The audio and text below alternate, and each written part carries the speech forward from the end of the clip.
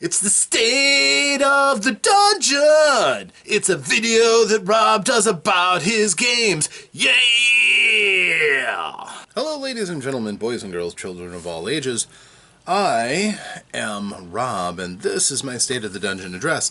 This is the State of the Dungeon address for the game that took place on the 23rd of June. The game was Gooey Cube, Dungeons & Dragons, The Foulest of Spirits. All players were in attendance for this game, so 7 players. It's a large group, lots to do. The first thing we're doing, though, is getting revenge on the bandits that attacked the lead wagon, which they are responsible for. So Alvestia guarded the wagon by herself, as she's capable of doing. The group tracked the bandits that had gotten away from their wrath in the general direction to their camp. At this point, Glenn took lead, and while his nature skills can be a little up and down, they did eventually find the camp. Without too much difficulty, honestly. These bandits are not incredibly woodsworthy. So the group found out that the camp was really just a loose group of tents in a clearing of hewn trees. There was enough shelter to make them somewhat cozy. It's likely that group wouldn't have been able to stay in that spot for too long unless poaching the travel that went across the bridge was that lucrative. But it was enough for a couple of tents, and there were some bandits who were in the camp. The group scouted it out from a distance, and we actually had Vanessa transform into a dog and rove around the camp, which the bandits didn't think anything of. There's country dogs all over the place. So it must have been some nosy neighbor's dog. In question, that might be a druid scouting them out. And she found out there were a number of bandits and another hedge wizard. The first group had a hedge wizard. This group also has a hedge wizard. Just dressed in simple robes, but yeah, he stands out enough. And Glenn climbed up to get a vantage point for his archery. The group kind of got ready to pounce on this group.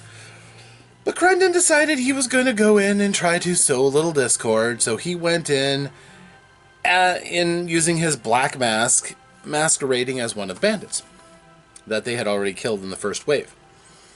So as he comes through, he talks to them and knows the dialect around the area, the accent, and he is able to convince them, at least at casual glance, that he is one of them.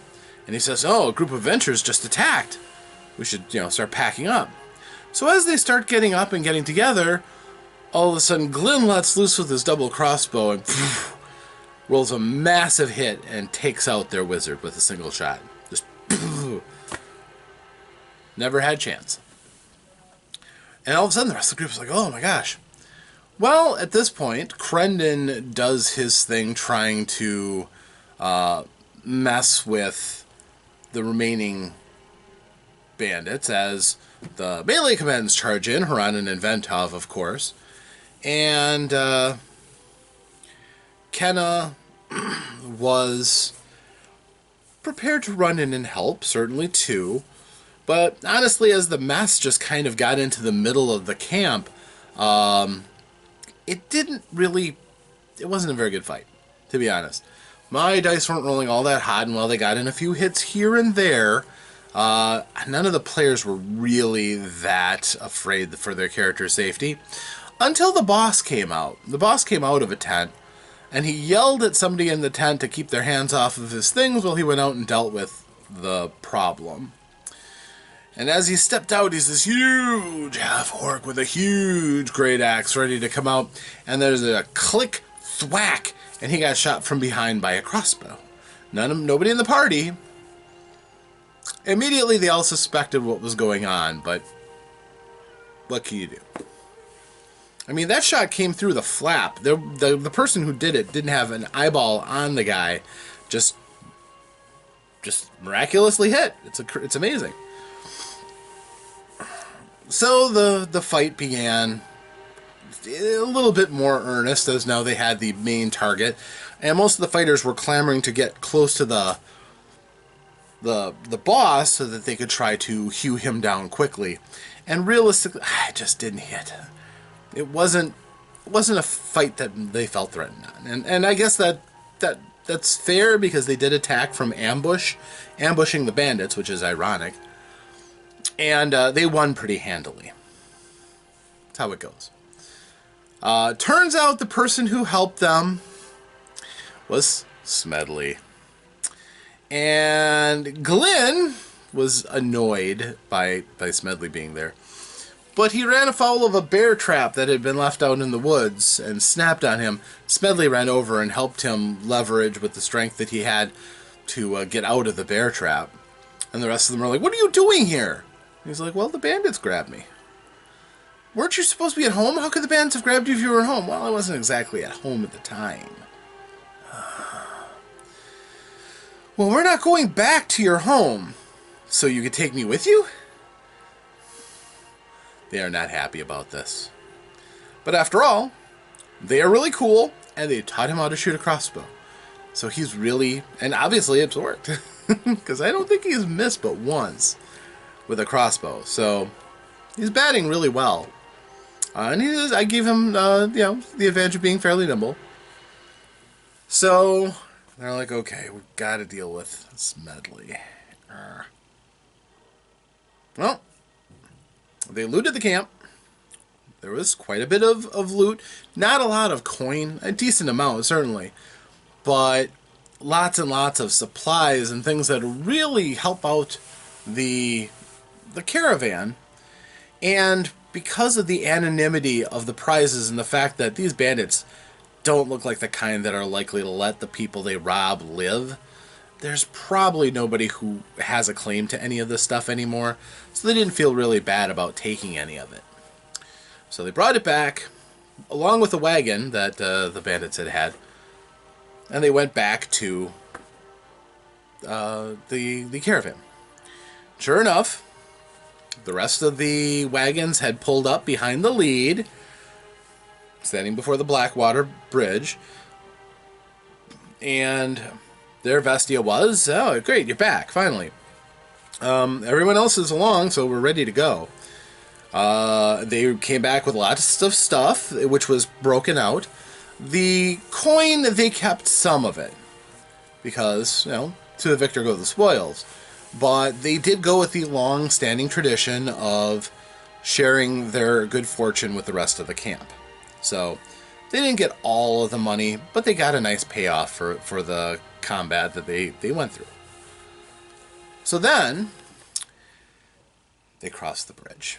No problems there. The bridge can handle it. And it was time for them to lead again and go off ahead to make sure it was safe for the rest of the caravan, which they did.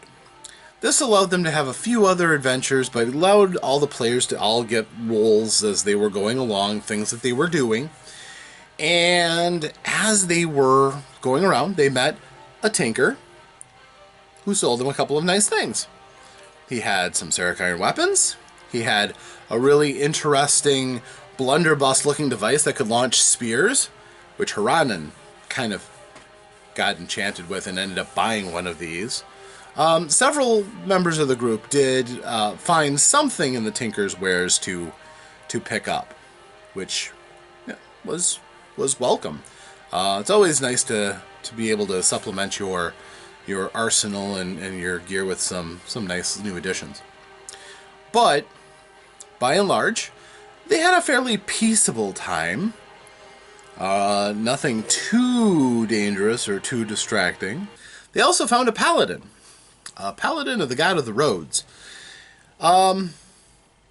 She and her acolytes were searching the road for something, and she wasn't very polite. She all but accused the party of something nefarious, and demanded to be able to search their wagon, which they obliged her, because they didn't really have anything to hide for whatever she's looking for. She apologized when there wasn't anything found and told them that somebody had been going around killing people in remote areas out in the wilderness, which is always a danger, but this person had an MO. They would kill them with arrows, with black shafts and gray shafts with black fletchings. One or the other.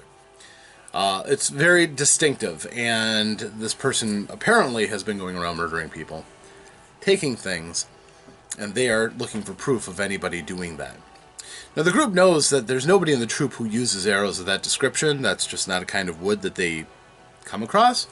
So, they're fairly exotic. So, they're really not afraid of this person. They're not afraid that anybody in their group has been doing this. So, everybody in the troop is accounted for. So, they pass. But they know that there's something going on out there. Something that's got people distinctly nervous. Then they get to the bridge. There's another very long stone bridge crossing a great amount of rushing water, and this became an encounter I was looking forward to. They got to meet Myron the ugly troll. Myron is just ahead at this point. His head was chopped off by a ranger and placed on the pillar of the bridge. He's still trying to collect taxes for the bridge. There's a basket underneath his head. And some people still do give money to him for whatever reason. And he demanded a fairly high sum. I mean, something they could afford, but still, it was a pretty princely sum for a group of entertainers that make their money the hard way. So the party is like, how are we going to be able to do this? Ventov at this point is spluttering with anger. He's like, we're not going to give a head of a troll anything. That's ridiculous. He's just a head. He can't do anything to us. We could just go across this bridge and we don't have to fear anything. The rest of the group wasn't quite so sure. They're like, well, maybe we can lower the price. Maybe if we talk it out. And eventually they did. They talked to Myron politely, which he appreciated. Myron has become a rather pleasant troll since he lost his body, probably. But he was willing to cut him a deal. 5 gold for their whole troop, no problem. They gave him some food, some drink. He enjoyed it. He even told them that down below the bridge there's a cave, and that's where where he lived when he had his body.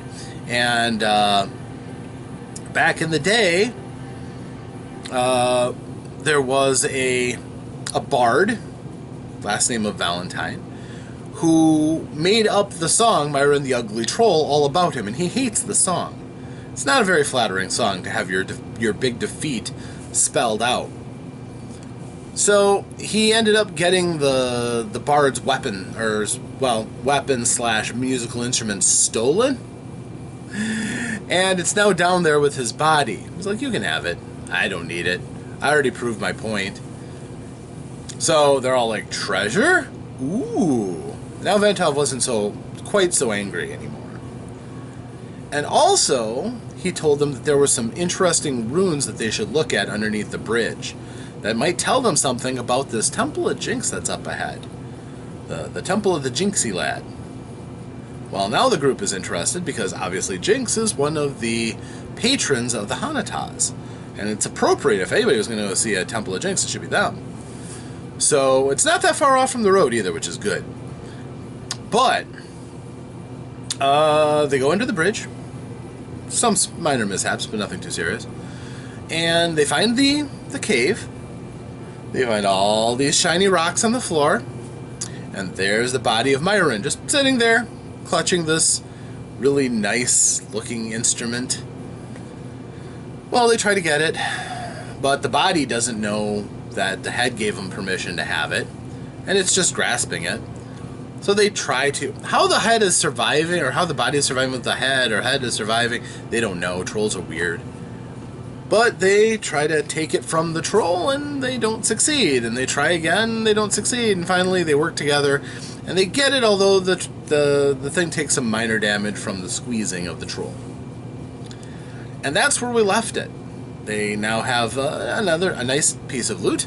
They have the shelter and the bridge, and a clear vantage to go across, and even a lost temple to find. So, pretty good work, I would say, for a day. So those were the fun events that took place in that session. The adventure is still ongoing. We're heading towards the end of the Foulest of Spirits, so stay tuned. Another session or two, and this one will be over, and we will be ready to move on to the next great thing. So until next time, my friends, thanks for joining me, and we'll be seeing you very soon. Farewell.